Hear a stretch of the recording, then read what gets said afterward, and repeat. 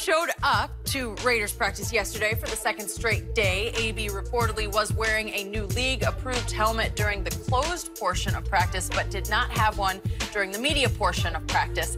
His second grievance hearing against the NFL is scheduled for Friday. Hard Knocks cameras caught Jon Gruden having a heart-to-heart with Brown after the team's walkthroughs this past Saturday. Take a listen.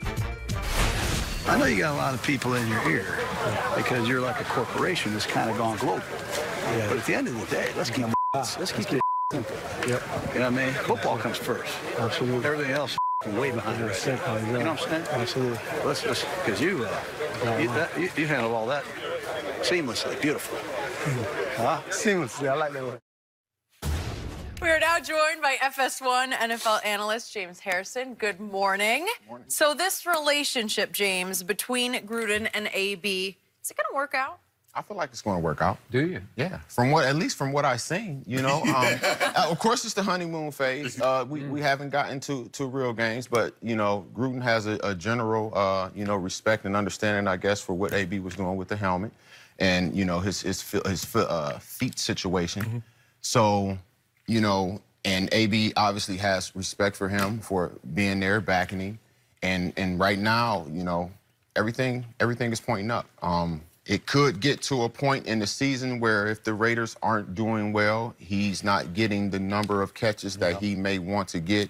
It may turn into a disagreement or situation. But I feel right now everything is roses. It looks on the up and up. No, I don't think everything's roses because Jon Gruden is looking at the feet situation. Okay, maybe we could. Okay, maybe that was something that happened. But the helmet situation, you knew about that. And come to find out it's about aesthetics. Didn't have anything to do with the safety or anything like that. He just doesn't like the helmet because he don't want to look like Marvin the Martian. So now that's an issue. And Jon Gruden's like, bruh, you got $30 million over the next 2 years. And you complain about a helmet? Get a motorcycle helmet and put a face mask on it. I don't care what you get. I need you out here on the field. You see, these are two very combustible personalities. You said they're winning, they're losing. What happens if they're winning and AB ain't getting his catches? See, I believe AB will be perfectly content if he's losing and getting 10, 12 catches a game. See, that's what rubbed him the wrong way, is that Juju, even when they were winning, Juju was getting 100. Ben was feeding Juju. And the more he fed Juju, the madder he got. He like, if I'm the guy. And then when Juju got that award, you know, that's what he said on IG. He can't believe he didn't win that award. Mm-hmm. Look, I don't believe they're going to make it. I believe this the honeymoon period. I agree with you there. If you're having problems on the honeymoon, whoo, you know what? It's not a problem with him. It's a problem with the NFL. Him and Gruden are getting along. Gruden, like he sat there, he talked to him. He's very clear and decise. You believe Gruden is like that? Do I believe he will be open and communicate with him? I say you believe Gruden, that Gruden sincerely is like, hey, B, we support you, we understand, but this helmet thing, you believe Gruden is that understanding. What coach you know has been that understanding? Listen, I'm going to tell you right now, it's been situations where you wouldn't believe some things that the coaches do behind closed doors that are supportive of the players, even though they may say something totally different in the media because that's what they may have to do. I see right now is that Gruden is communicating clearly with AB on what he feels he needs to do and how it needs to be done. The communication with AB and the understanding and make sure there's no misunderstandings of what it is I expect from you and what it is I expect you to do is what's going to make this relationship work. Remember, you just saw Jon Gruden pull him aside, and as nicely as Jon can say anything to any player, you got too many voices in your ear. The message is from Jon to AB, you need to listen to my voice. You need to put football first and simplify your life because you become a global corporation. And the message to me is quit listening to your agent, your family, your friends, whoever it is, even your teammates. Just listen to me because I'm the only one who matters to you now. And to your point, I am paying you $30 guaranteed million. And we have a chance to be pretty good this year if you're with us. And so that's as nice as I've ever heard Jon Gruden talk to a player. Yes. And he's on his best behavior during the honeymoon phase.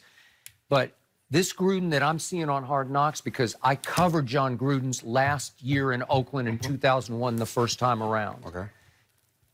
I don't even recognize this guy. Maybe I'm forgetting, but I don't think so, because he has gone completely over the edge into Hard Knocks egomania, where he is playing to the camera more than any player or coach has ever played. He's a lot rougher and tougher than he's showing right now on camera. Well, I mean, he's showing a lot of rough and tough. He is so, I told him, my wife turned to me when Hard Knocks was over last night and said, is he always that snotty? Well, I didn't remember him that snotty, but I'm talking about sarcastic, dismissive, hypercritical on the field, to the point where if I know if that man were playing for him, it just wouldn't last very long. A couple of those sarcastic sharp. What the hell are you thinking? You know, that kind of stuff. Well, you got to understand, he's been looking at AB for a while. He's been very enamored with AB's skill set for a long time, and now he has it. No, he has, and he was raving last night about 84 will lead this league in energy. That's what he loves the most, about the energy he brings to the practice field. You've seen it. Yeah. You know it. Yeah, you know what? I like, you know what? I'll be on the internet and I'll be watching people like, oh, they have pet snakes. And they're like, oh, he's so cuddly. I don't want one. It's easy to admire someone when you don't have to coach that behavior. You know it's coming. You know it's coming, Jay. You done been around it too long, Jay. You know what's coming. Hey, anything is possible. But right now, I'm going off the aesthetics of this situation. I'm just going off on history. Okay, so you played for a Mike Tomlin from a distance. I like Mike Tomlin, but I didn't have to play for him. And you had some incidents there at the end that were not pretty, right? That's fair to say. Yeah. But he comes across as a player's coach, as a supportive coach. Is that fair to say? In general, just in your early years with him, he's pretty good to play for, right? Yeah, in general, okay. Yeah. Was he that sarcastic or dismissive or hypercritical on the field during practice? Would he get that abusive, like verbally abusive like Jon gets? No. I don't think so, because I don't think Mike Tomlin has near the ego Jon does.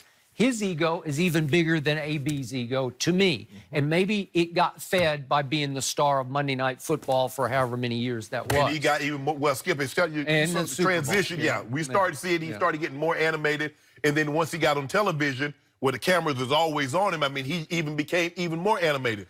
But James, you can speak to this. There comes a time in a player's career where he's not that same player. But if he's a good guy, he's good in the locker room, the team will let you do something what they call steal. You steal a year. You get an extra year or two. That guy ain't stealing nothing. When his play diminishes, boop, gone. Yeah, I would, like, the easier you are to deal with, the more you are, compatible with your teammates, the team, the coaches, the more, time that you're going to get, especially if your play is declining. You're a guy that's, loud-spoken, Shannon Sharp type of guy, you know what I'm saying? You may not do that. Shannon Sharp. I was loud-spoken, but that was easy to work with in the locker room. Skip, we know, look, I'll give you an example. T.O. last year, he tore his ACL in Cincinnati, but he led the team in touchdown catches, yards, and receptions. We know T.O. should have been given an opportunity to play a few more years, but they say, nah. Well, he did go to Seattle. He tried it.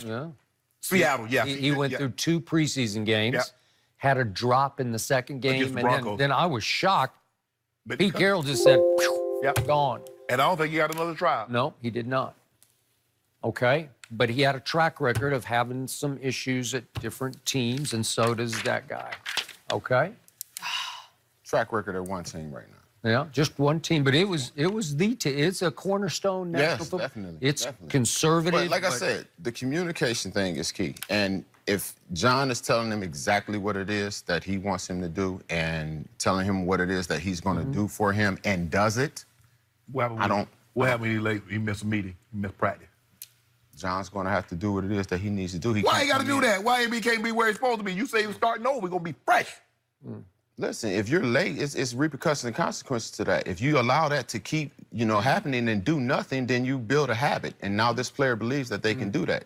And if they continue to do that, it's going to get to the point to where now they don't have any respect for you because you're not doing anything. I believe that's what it is with the helmet. He believes he can come up with any excuse he can to get out of practice and do what he wants to do. I agree with that. Yep. That's why you nip it in the bud. That's why. I think he understood the helmet thing. Like, even for the preseason game, he was wearing a certified helmet. I mean, I think he got it into his head at that point that, you know what, I'm probably not going to win this. Let me start getting used to it. But think about why he wanted to do it, James. I can see if it's like, well, I feel safe.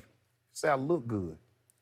If you look good, you play good, right? Yeah. If you look good, you feel good, Look you at play me. good. Man, I get a road bike helmet for $30 million and put a face mask on it. And go out there and put that work in. I don't think any helmets look that good. Come on, look at Listen, it's Finding a reason to have a problem with something. So my bottom line on Jon Gruden is Antonio Brown is exactly the player he needs right now, exactly on the football field. He is also exactly the player Jon does not want to coach off the field and in the locker room and all this extracurricular. It's exactly everything about Antonio off the field he despises.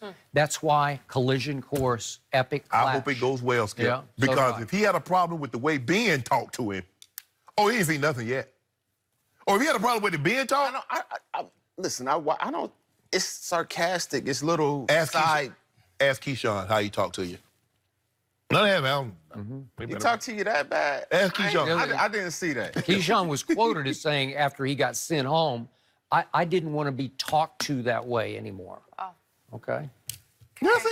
Says something. We're going to watch this There's a unfold. difference between coaching someone hard and just Yeah, being, it like, is. disrespectful No, and, it is. There you agree. go. and That is talking true. to me bad. Like, I can take hard coaching, I can take you. Thank you. I got it. Like, cussing me, but don't Yeah. cuss at me, like cuss me out for it. The tone has no respect in it. It's just dismissive, like, who the hell are you? I just, like I said, it's good coaching, but you can't talk to me. I ain't one of them guys. Yeah. That's how I got cut. I'm not gonna let you talk to me any kind of. Okay, we're going to see I how think this we have unfolds. two non-Gruden candidates. I don't know if either of you guys You ain't would finna talk to me. You ain't finna talk to been a me. good fit. If my mama ain't talk to me that way, Yeah. you damn sure not about to talk to me that way. I say Mary Porter ain't never SOB me and Mofo me. You Yeah. think I'm gonna let you talk to me crazy? No way. Yeah. Okay, I get up out of here, Yeah. but I'm gonna whip you before I leave. It's fascinating the difference in coaching style, though. What works and what doesn't, and just the different dynamic between players individually. I feel like that's a whole different discussion we can have another day. James, always good to have you. Good stuff today. We're going to talk about a different guy, Dak. Is he really the 17th? Oh, here we go again. I feel like we've talked about No. that number No. before. Yes. 17. You've already been proven Yes. wrong. Someone thinks How? so. Both of That's you. next. Nope. Gang. Over 300. That's it. And I won't back down.